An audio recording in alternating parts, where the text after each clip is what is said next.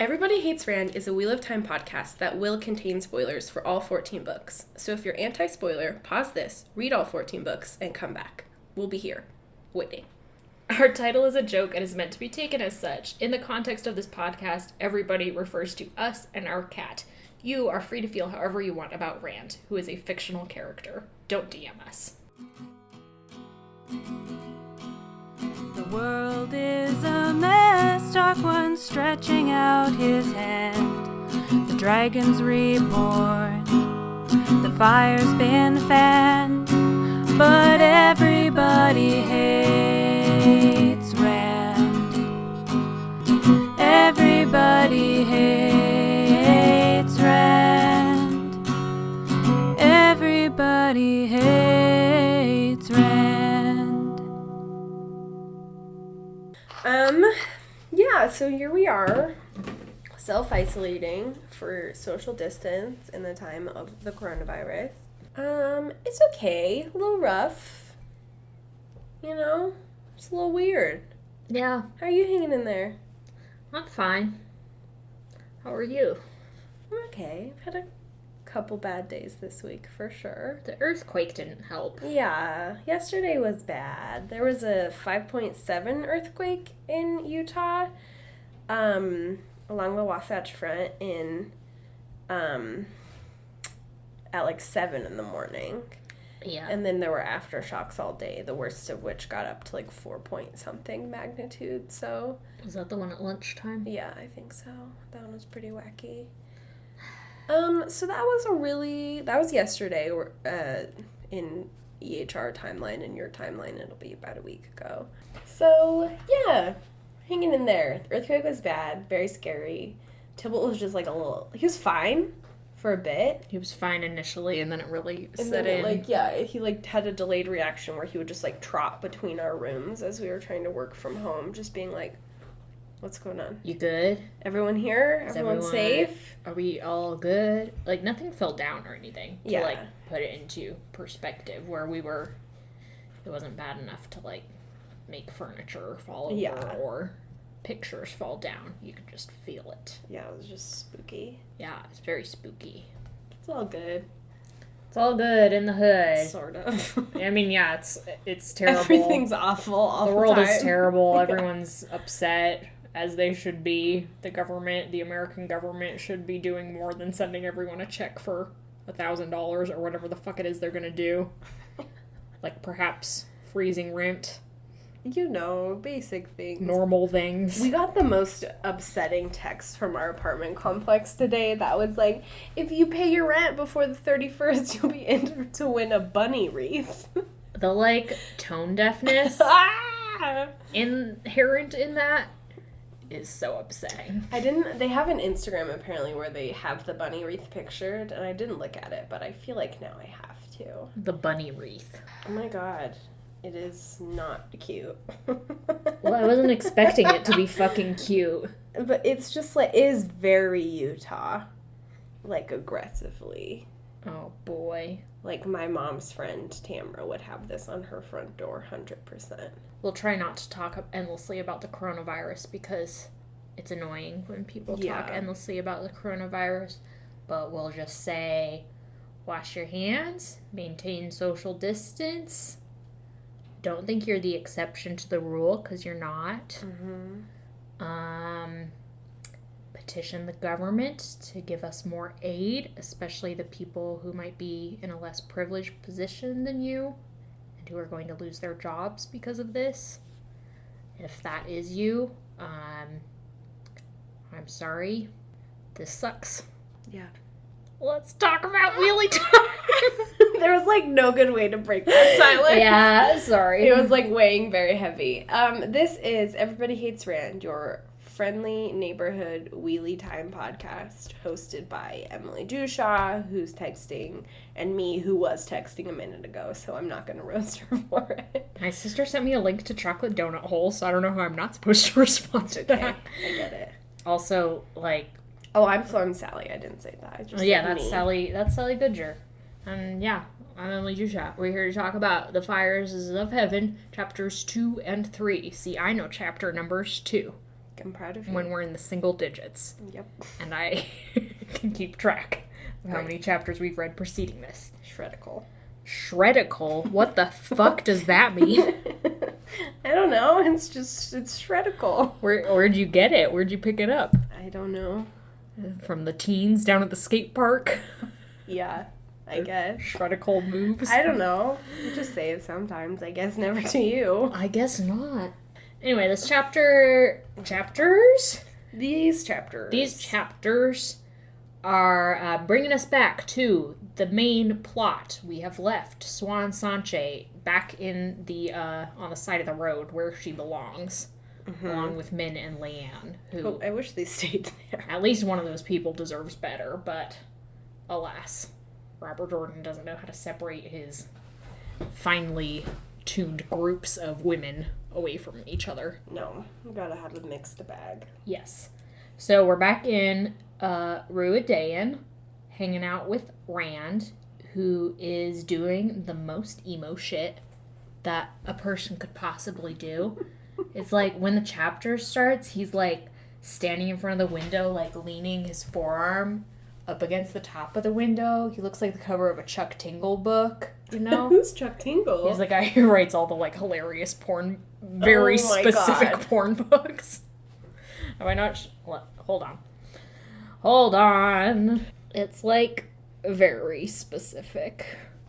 It's just like the ongoing joke. What? Or this one, the fear of the unknown gives my butt pause, but then I realize how powerful and unique I am, and we pound enthusiastically. No. What are these? Help. You're just like a weird, funny, how in the fuck Pseudonym? Pseudonymous author of primarily gay niche erotica. I mean, hey, what a way to make a life. I shouldn't be judging. I'm sorry, Chuck Tingle. Tingle began his career by writing dinosaur erotica and expanded to stories based on unicorns, Bigfoot, and various anthropomorphized objects and even concepts. Objects? I guess. Like what concepts? Like democracy? I think so. He claims to have been born in Home of Truth, Utah. I'm sorry. What Utah? Home of Truth, a small, isolated southern Utah town established in 1933 as a religious commune. But also you said he claims to be born? Yeah. Are they not sure?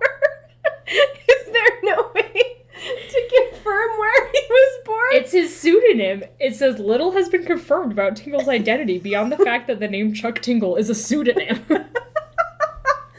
He claims to have been born in Utah. He's described himself as bisexual. He says he's a Taekwondo grandmaster from Billings, Montana, who acquired a PhD in holistic massage at DeVry University, which does not offer such a degree. So, what a fascinating man. I'm now Team Chuck Tingle. Yeah, it's kind of hard not to be once you've seen him just, like, do his thing on the Tumblr. Anyway, my point long ago was that Rand looks like he's on the cover of one of those books where he's just, like, gotta show off my muscles to best emphasize my, like, strong points. Mm-hmm. His coat's undone. His shirt is half unlaced because we're in the ale waist. We're sweaty chic. Ooh, sweaty chic. Sweaty chic. That was Emily in New York. Oh, it was not. Yes, she always looked very cute. I did not. Okay. I did look very sweaty all the time, though. That's true. I thought you looked very cute. Oh, thank you. When you had your, like, cute little shorts rolled up. I wore a lot of shorts. I wore a lot of shorts. I wore so many damn shorts.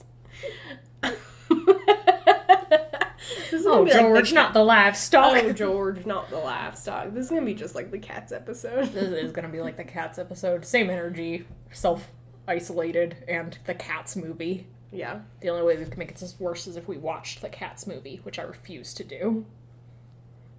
It's only day 4. I don't like the way... It's only day 4. Give me another 6 days and she'll break. She will. Horrifying. She will. I mean, we did just start watching Castlevania, if that tells you And I have a lot of questions. Yeah, I do too. I'm anxious for you to get home from dinner with your mother Okay. so that we can... Probably. Well, my roller skates apparently aren't in yet. What the fuck? I know, I'm really sad. I just want to roller skate really bad. I want you to roller skate too. Okay, Yeah, sorry. Rand is being emo, and he's like, wow, I'm so hot, even though Robert Jordan would never say that Rand thinks he's hot, but Rand totally thinks he's hot. Literally, you know? And metaphorically. Yeah. He's got, like, a nice little ambient.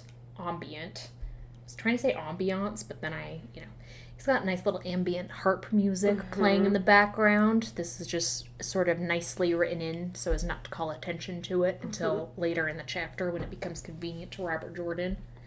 But Rand's just chilling, looking down at the courtyard below. Ruidaean, looking fine as hell. Fresh. They've got, like, shit growing in the dirt. There's a lake. There's a lake now?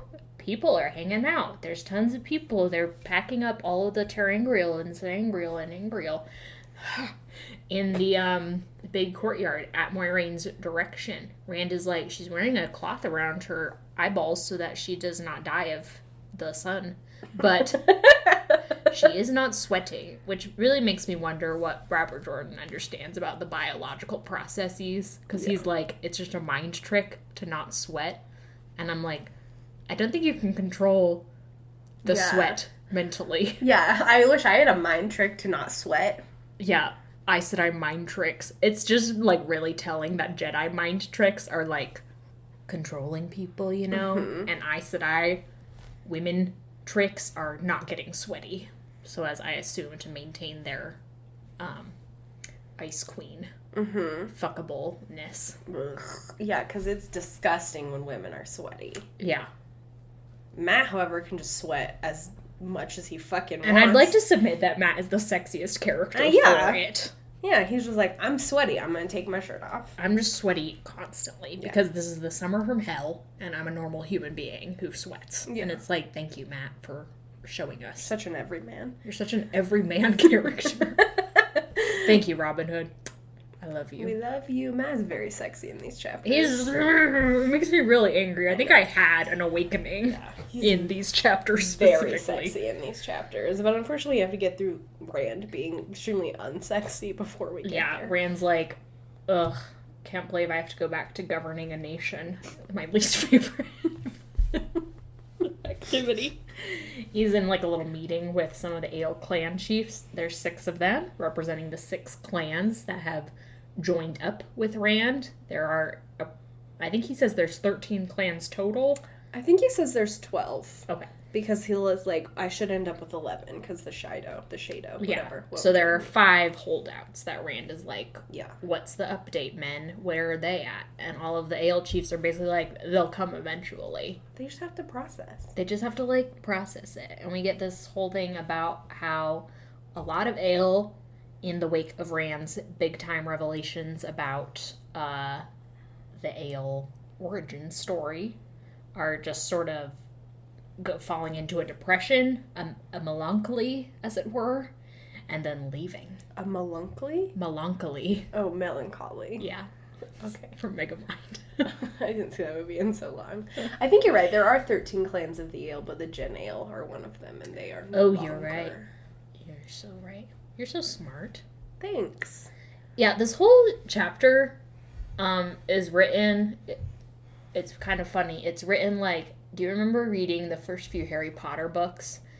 And the first chapter of each of the first, like, 4 books really just takes its time to, like, ease you back into the world and remind you of important plot events. Yeah. And people and things like that. This is the same as that, and it's a little bit condescending, but, like, I do get it. Yeah. If you're reading these books as they come out, I assume it's been years since you read book 4. So you might need an update, but it is also just kind of funny that we're on book 5, and I'm interested to see when it drops, when he no longer does that. When he's like... People are sitting in a room talking about the events of the last chapter of the last book. Yeah. Da da da. But, yeah, the Shado are gone. Gone? They're not gone yet. No, I think they're going, though. They're going, but not unclear. I don't know if I can know where the Shade are. But apparently Rand has, like, sent messengers to them, and Couladin is skinning them alive. So that's, he's like... disgusting. As if we weren't sure that Couladin was, like, a villain. Robert Jordan is like, I'm just going to make sure, extra sure that you know and you won't feel bad when Matt decapitates him later in this book. Who's also pretty sexy. I know. And Matt's like, oops, I accidentally decapitated Couladin. I love that it happens off screen, you know? And they're like, Matt did what? I just find it very sexy that we just get pre-decapitation of Couladin, Matt post-decapitation of Couladin, drinking heavily. Yeah. With his tiny French new boyfriend. With his tiny new French boyfriend. Love him. Is Talmany short? I think he is, because Kyrianan are typically really short. A little cutie. Which I'm not quite sure why that was the defining physical characteristic that Robert Jordan chose for that specific nation, but... Yeah, I also think it's really funny that he, like, gives physical characteristics to, like, nation states as opposed to, like, ethnic groups. Yeah. Especially in a continent where, as we've pointed out before, there is a lot of land not covered by the borders of nations. It's very confusing. But he's just like, all the French are tiny. And I'm like, okay. I think Robert Jordan was like, I have a dream, and it is to make a fantasy world without ethnic groups or anything like that could constitute the possibility of racism. Mm-hmm. And look, all of the women are shiny magical users. Mm-hmm. Isn't that so fascinating? And it's like, Robert Jordan, you did it bad. Yeah. You can't just pretend the problems don't exist, even if you are writing fantasy. You're not writing in a vacuum. Yeah, you can't. It's just, like, it's different when you're, like, writing against the tradition of using racism in fantasy as, like, a convenient plot point, but you can't just, like, pretend it doesn't exist and then be like, all the French people are short. It just feels like too much of a white guy being like, I don't see color. Yeah. You know? For sure. A white girl, I should say. I feel like white girls say that more. Yeah. Anyway, clan chief meeting pretty much gets adjourned after a little bit of complaining on the part of the clan chiefs. Good for them. Yeah, good for them. We're introduced to all of them, but it's like... Lots of names. Most of them are insignificant. Obviously, Ruark's there. He's Papa, and some other randos. But they eventually leave right as Moiraine and Edwene show up to lecture Rand. Moiraine's like, will you please tell me what the fuck you're doing? And Rand is like, I will not. And Moiraine's like, great, I love where our relationship is at these days. I feel really safe and secure around you. I'm pretty confident that you won't, like, fuck up the entire world. And Rand's like, thank you. I know I'm doing great. But yeah, it's just in their classic, like, Rand and Moiraine ego match regarding who's controlling who, and they're both in the wrong and they're both in the right, and it's, like, so exhausting. Yeah, and there's, like, Moiraine results to corporeal, like, I don't know, discipline when she whacks Rand, and he's like, I don't know who fucking did it, Moiraine or Edwene, so I can't really react. And at the end, he finds out it was Moiraine, and he's like, what the hell? She must be super frustrated. Maybe I should apologize to her. And then he's like, no. Because she makes me so mad. Yeah, I can't remember anything of substance. It's just like Rand tells him a bit of his plan, which is to take the ale across the dragon wall or whatever, and then just conquer every country. And Moiraine is like, what? Moiraine's like, you need to, like, maybe do something about the Forsaken. Because otherwise you're going to be fighting all of them at the last battle, and that would mega suck. And he's like, okay, well, where are the Forsaken? We know where Samael is, but we don't know where any of the rest of them are. Pointedly not looking at the one sitting over his shoulder. No idea. And it's like, come on, man, just pick a country. There's one there. It's fine. Yeah. And also, like, I'm not on either of their sides, really. I think it's a dumb argument for them to be having. Yeah, it's just, like, again, a thing where, like, Robert Jordan needs to remind us of some key information that, like, Rand and Moiraine are at this, like, really awkward point in their relationship, and also, oh, remember that Rand has a big magic sword stuck in a rock somewhere, and this is what's happening with all the other countries, and oh, remember the Forsaken. Oh, remember the Forsaken? Yeah. It's just like, it's a very frustrating argument, because I'm just like, what if you two shut up? Yeah, like, Rand's like, I don't know what you want, because I left Tyr better than it was when I came to it, which I was about to say I'm not sure if that's true, but he did, in fact, start, like, doing laws that, like, noblemen can't rape peasant girls, so, yeah. I mean, yeah, he did do a good there. Yeah. And he's like, and I've, like, sent food to Kyrie, and, like, I don't really know what you want me to be doing. And she's like, getting rid of the fucking Forsaken. And he's like, it's like, what, Moiraine, why don't I just send you and an elite kill squad to go take care of the Forsaken? Because, honestly, our Forsaken killed count is pretty much even right now. Yeah. In fact, Moiraine's on top, because she at least got rid of one of them permanently. Mm-hmm.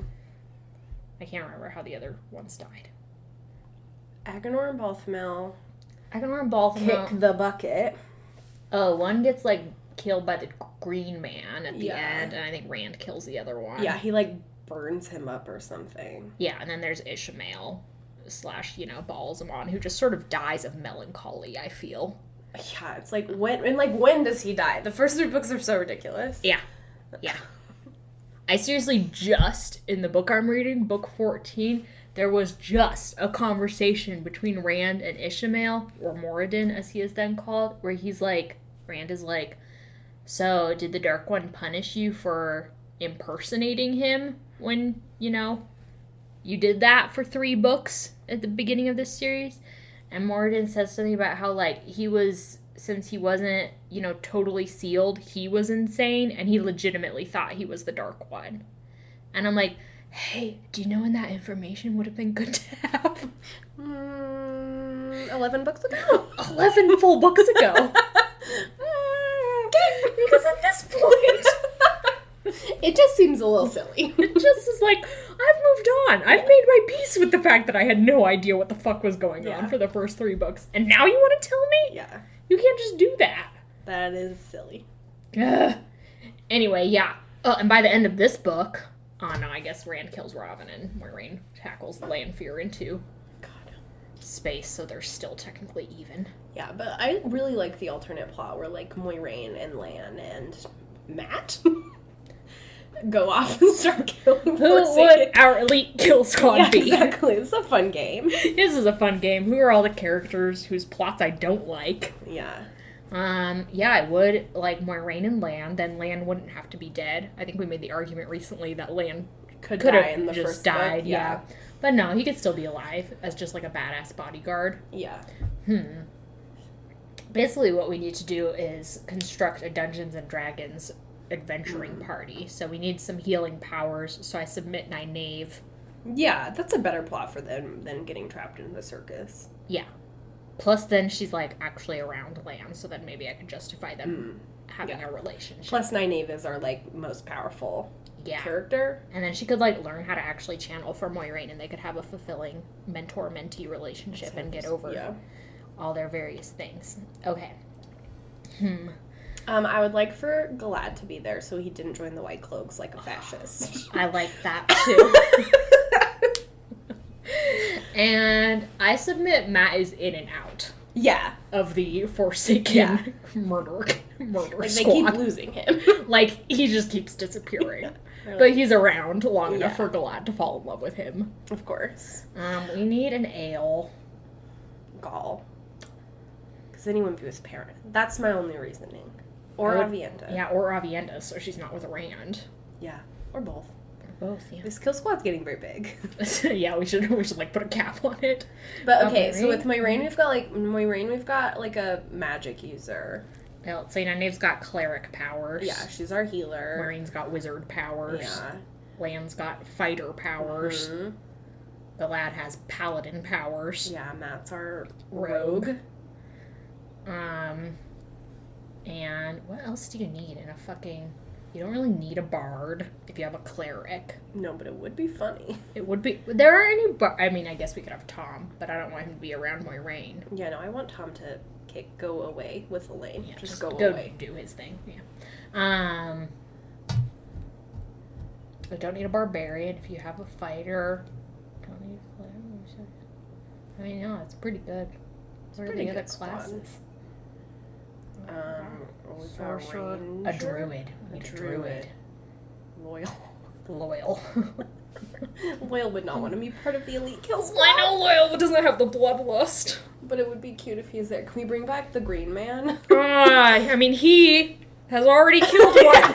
They're like, we gotta get everyone who's killed a Forsaken in the past 5 books. Gotta get Sameshta. I think it would be great if Matt was there, especially because he, like, has no encounters with any of the Forsaken in this 14 And they still, series. like, we can't catch it. We just can't catch him. And it's like, he's right over there. Yeah. He's right over there. There's right that over boy. there. Yeah. I also would like Brigitte to be a part of it. You're right, Brigitte should be a part of it.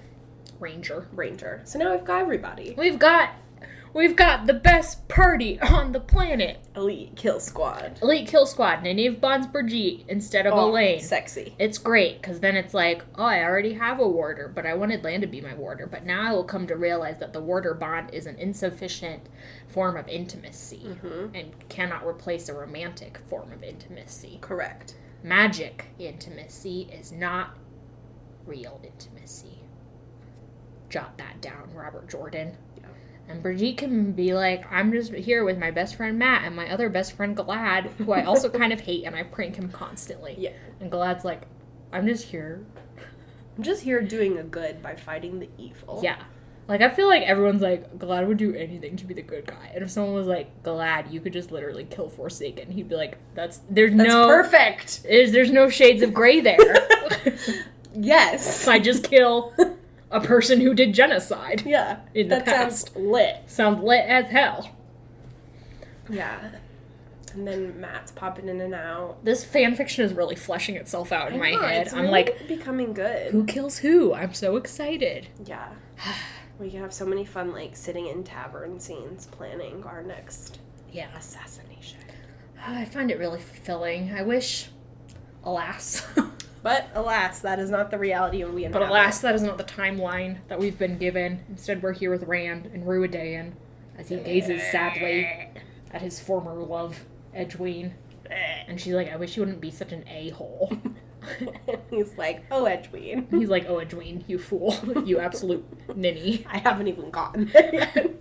Just getting started. I have not reached the peak of a-hole yet.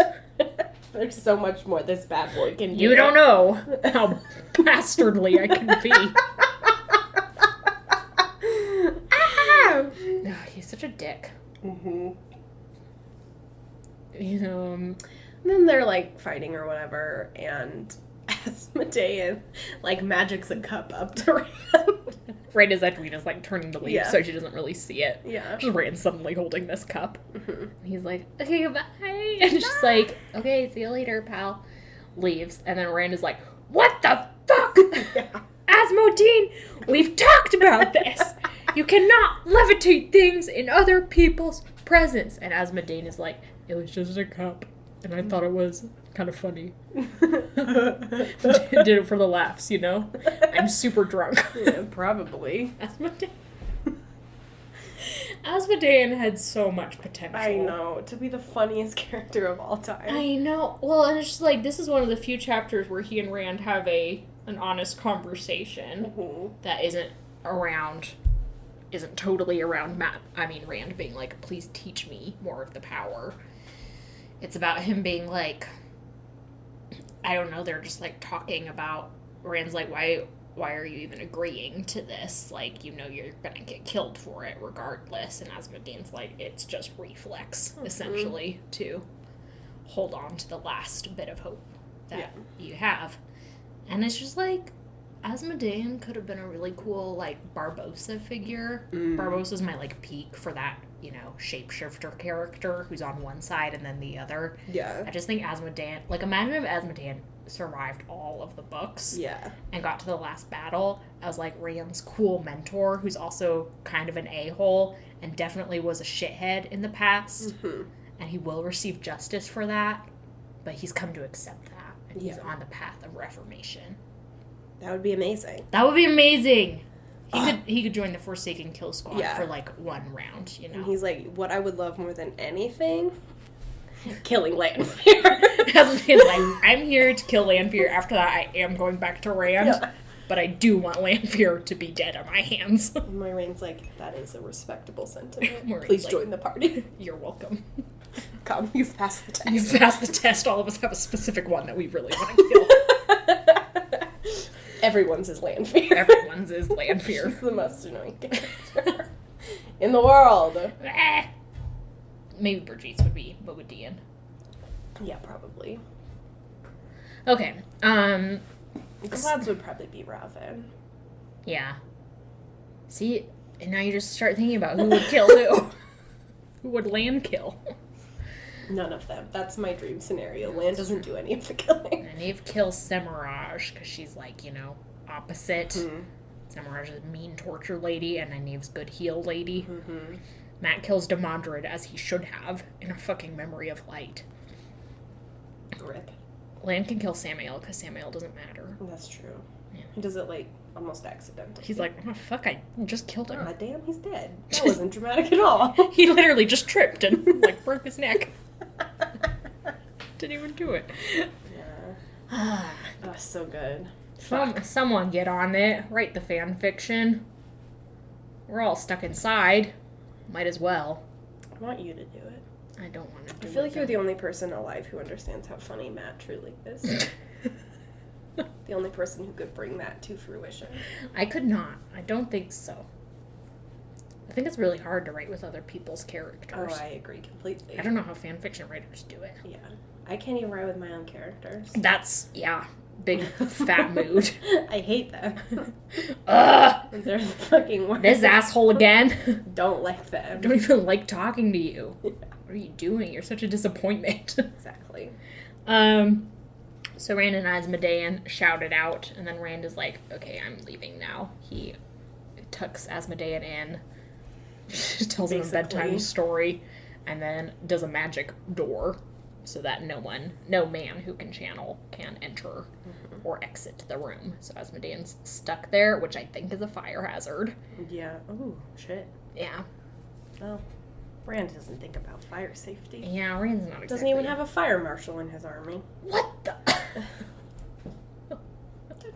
Who would he make the fire marshal? Davram Bashir. Oh, Davram Bashir would be so good at that job. Davram Bashir would be good at anything, because he's a perfect man. That's true. And then Rand is like, oh, hey, it's the Ale Maidens. This is my personal entourage of bodyguards. Just chilling. Hey, ladies, let's go to my apartment complex that I have adopted. And they're like, cool, let's get a fucking move on. And then we get over to Matt. He's so sexy in these So chapters. horny for him. No. As we cut to Matt, he is balanced on the edge of a fountain. Mm-hmm. I imagine, with his arms wide. out wide. He's super drunk. Yeah. And he's singing. Uh-huh. And it's like, oh, wow. Get you a man who is just like, I will do karaoke. Drunkenly in front of everyone. Yeah. Oh, I just love everything. I want to know the scenario leading up to this. Was someone like, Matt, you have a really good singing voice, you should sing it. And he was like, no, I don't. Okay. Don't want a lot for Christmas. Or was Matt just like, you know what sounds great right about now? Me singing. I feel like it's probably the latter. Did he lose a bet? What the fuck? It's never explained. I don't know. He's just a happy singing boy. And there's just a crowd of people around him. Because of course he's playing gambling games. Yeah, he's like, no one will dice with me anymore, so we've resorted to more primitive methods, such as throwing knives at sticks. Yeah. And he's super drunky, mm-hmm. super drunk on. He calls himself Juicy, I know, which I love. Get him a I want a Juicy Couture sweatpants. Sex is juice, but I want her to be shorts. Yeah, I want shorts. Matt in booty shorts that say Juicy on the ass. And that's how he kills.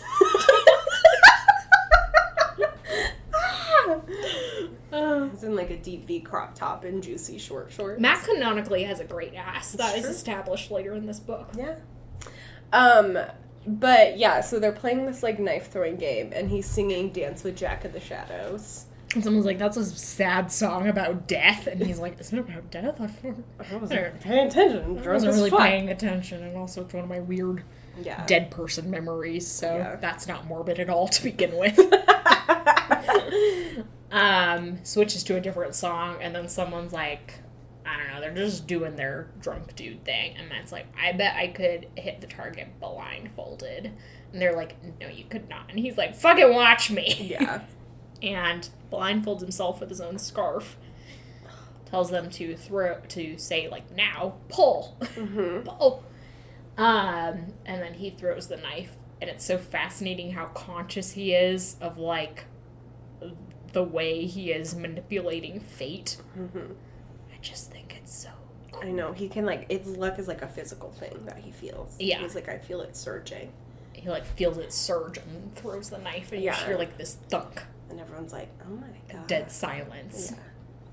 And then Matt's like, says something in the old tongue. Yeah, and everyone's like, what was that? And he's like, nothing. Don't worry about it. Don't worry about it. Also, the empty fountain is just, like, full of all the jewels that he has won gambling. There's just, like, stuff looted from various countries. I love it, is just in the fountain. That's just, like, got all his weird treasure trove. It's very much the Matt image.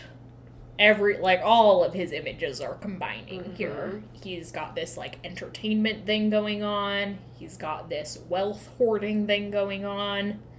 Of course, his luck thing.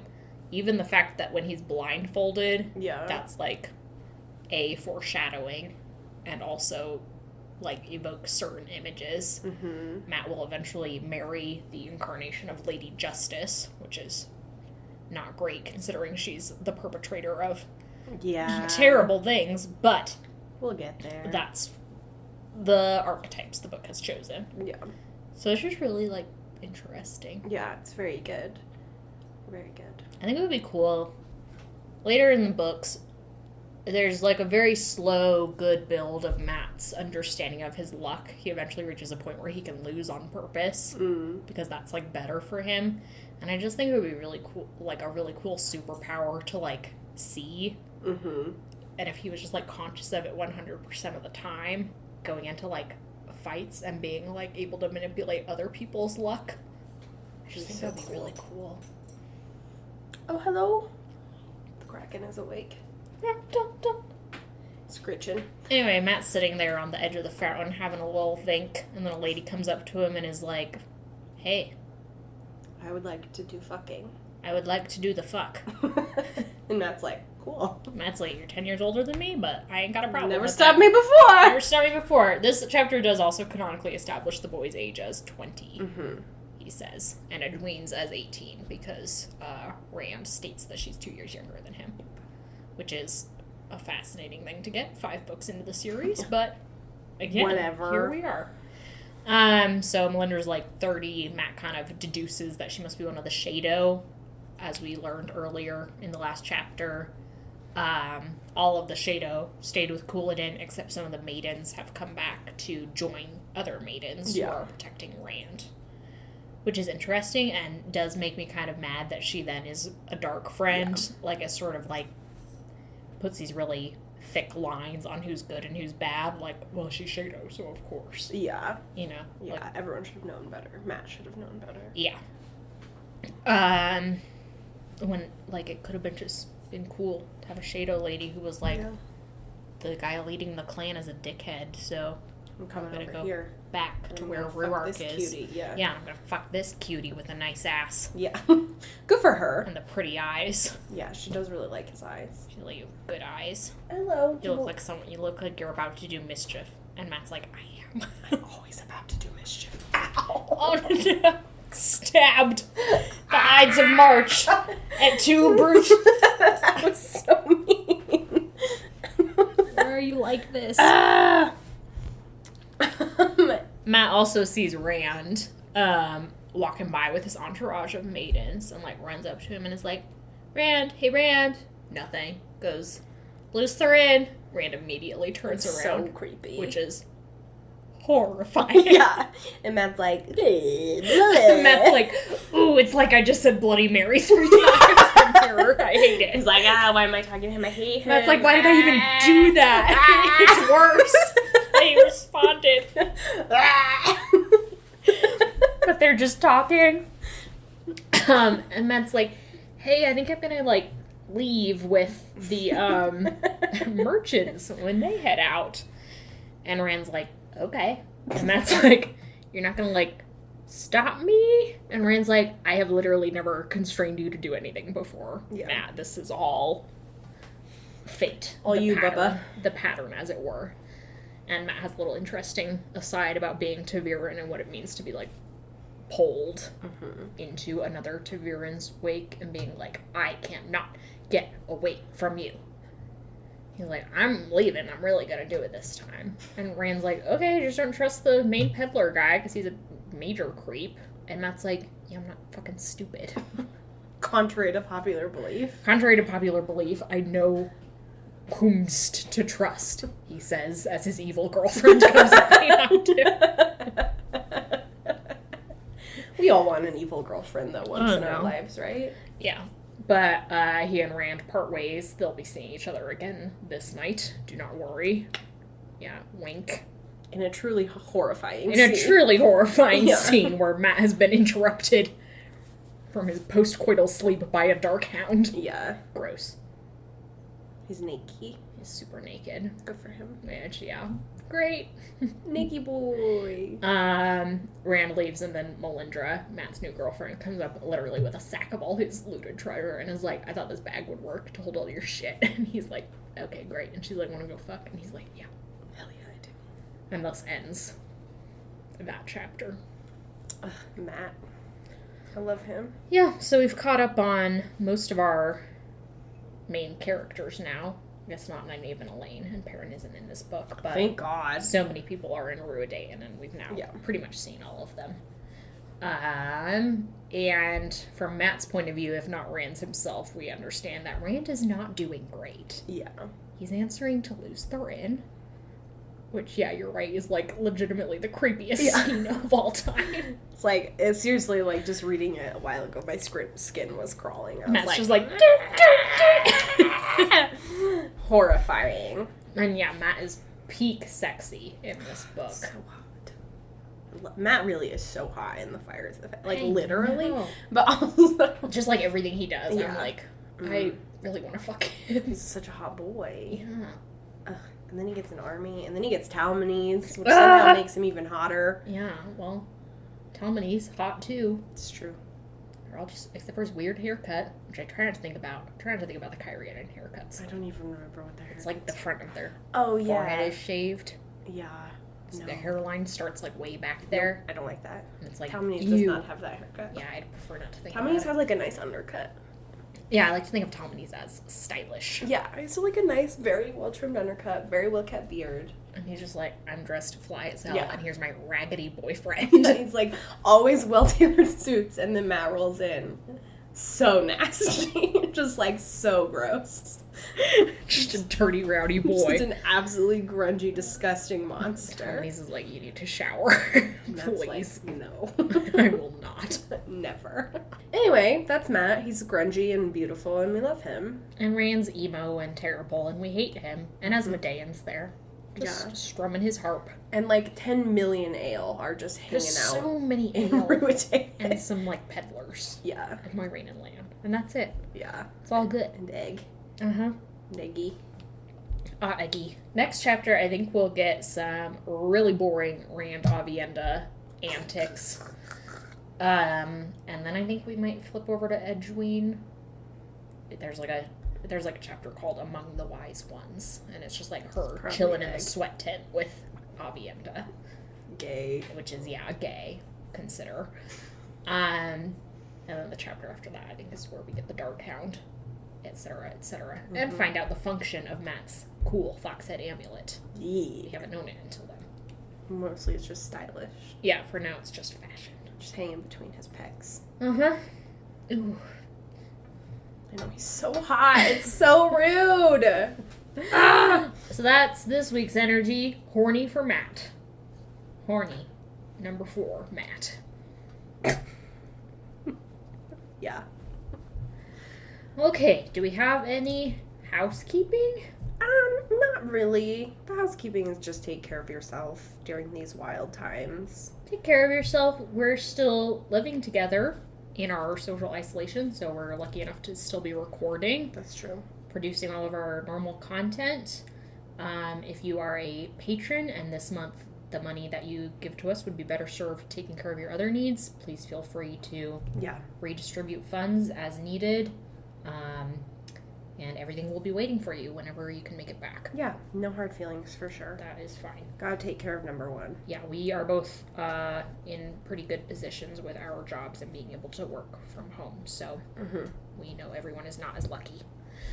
Yeah, alternately, if you're feeling really, like, just down and, like, agitated and you could use some more EHR content, like, our Patreon is fairly cheap. Like, even for just $1 a month, you can read, like, a backlog of almost 3 years of Emily's blog and, like, 3 years of our blooper reel.